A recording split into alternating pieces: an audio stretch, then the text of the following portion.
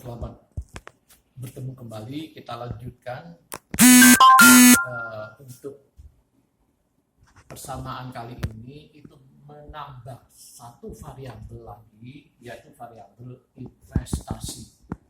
Nah, kalau kemarin itu hanya satu konsumsi, sekarang ada satu variabel lagi, yaitu variabel investasi. Nah, misalnya saya menggunakan tetap persamaan konsumsi itu ini 10 plus C sama dengan 10 plus 0,70 Y.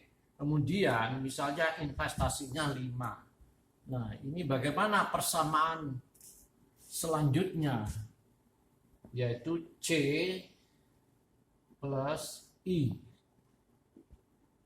Maka persamaan C plus I itu sama dengan 10 ditambah 0,70 Y ditambah 5.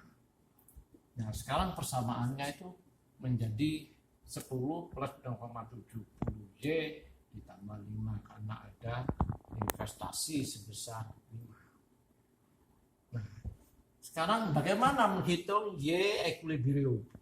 Nah, pada ini istilahnya bukan YBP tapi Y equilibrium.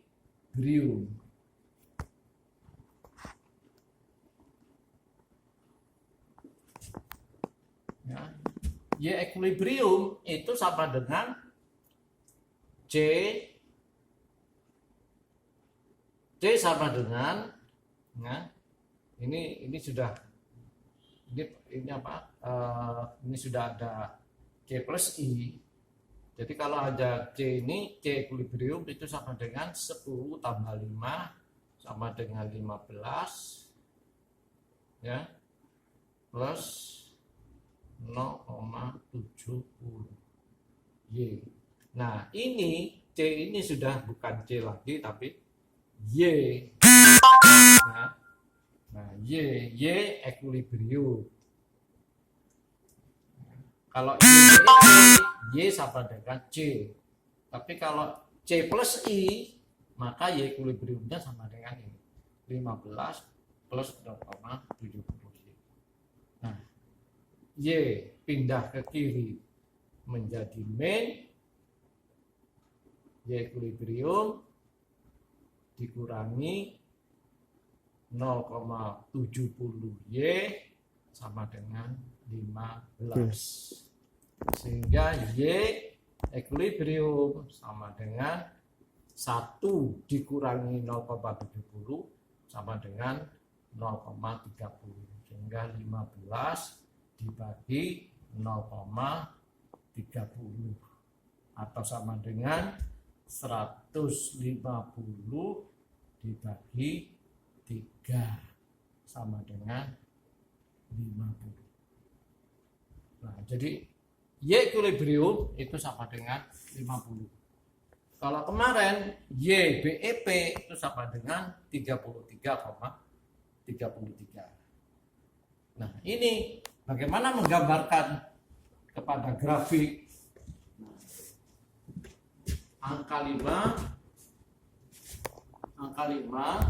itu kan separuh dari 10. Di sini kan 5. Karena investasi tadi berupa nilai mutlak bukan persamaan, sehingga bentuk dari investasi 5 itu adalah berupa garis lurus. Garis lurus ini memotong S itu di titik ini. Ini investasi. Ya, yang 5 itu. Memotong investasi, memotong saving di titik ini. Nah, ini kalau kita buat garis batu ke atas, garis bantu ke atas,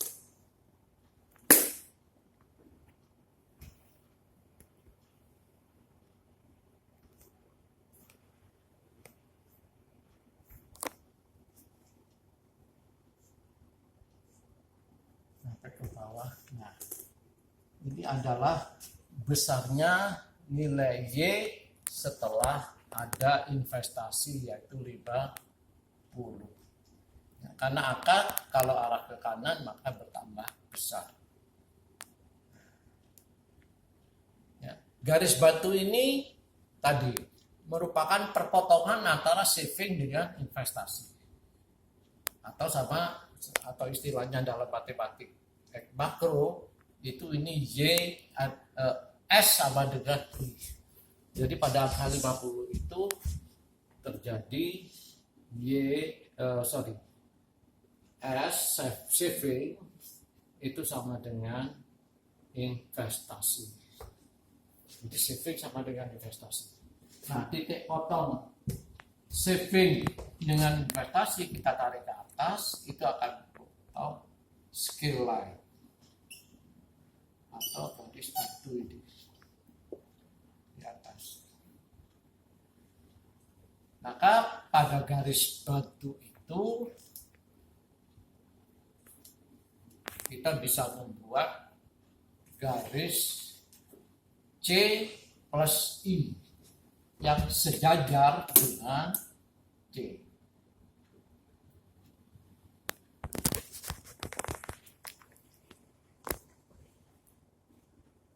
Nah, ini C plus I. Nah, mengapa sejajar? Dalam matematika garis sejajar itu karena marginal propensity-nya itu sama. Jadi sudut kemiringannya itu sama antara fungsi konsumsi itu dengan fungsi C plus I sehingga sejajar. Nah, pada kasus ini investasi itu I sama dengan S. Bagaimana kalau S lebih besar dari I? Atau sebaliknya, I lebih besar dari S. Nah, ini namanya equilibrium.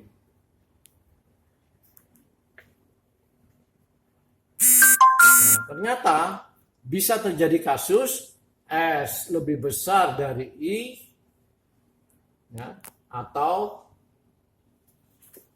I lebih besar dari S. Kalau S lebih besar dari I, ini kan artinya lebih banyak uang beredar itu lebih banyak masuk ke bank. Dengan harapan masyarakat itu menahan konsumsi tapi untuk menambah tabungan sehingga S lebih besar dari. Apa yang terjadi? Nah, kalau savingnya itu lebih besar, maka uang beredar itu berkurang sehingga harga barang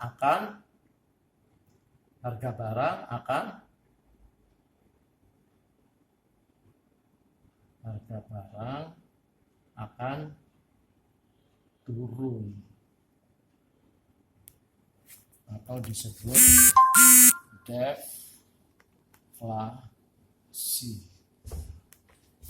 Sebaliknya, apabila investasinya lebih besar daripada S, maka bukan deflasi tapi inflationary. Oleh karenanya ini disebut gap, inflationary gap dan deflationary gap. Di mana letaknya, Pak? Seperti ini misalnya ya.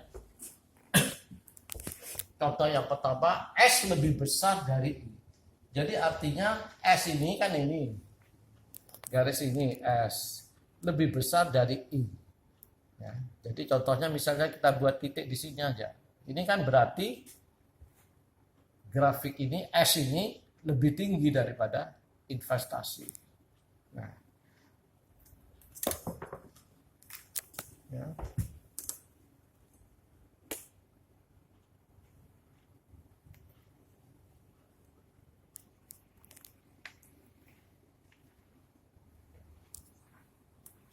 Nah, jelas kalau umpamanya dihitung ini ya, ini Y-nya itu pasti lebih besar ada di sini.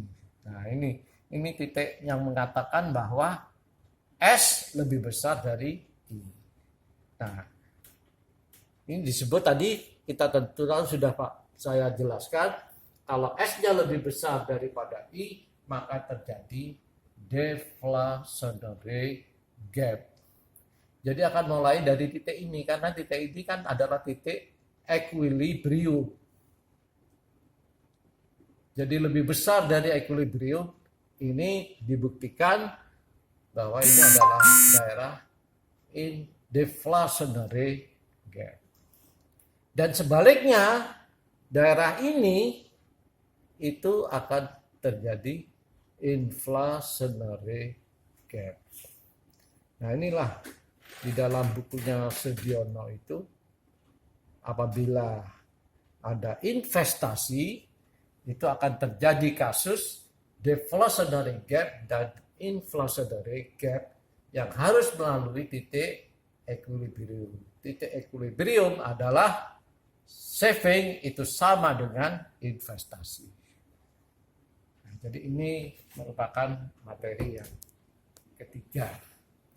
Jadi dengan adanya, saya ulangi lagi, apabila ada investasi, maka akan terbentuklah equilibrium pertama, yang kedua deflationary gap, dan yang ketiga inflationary gap.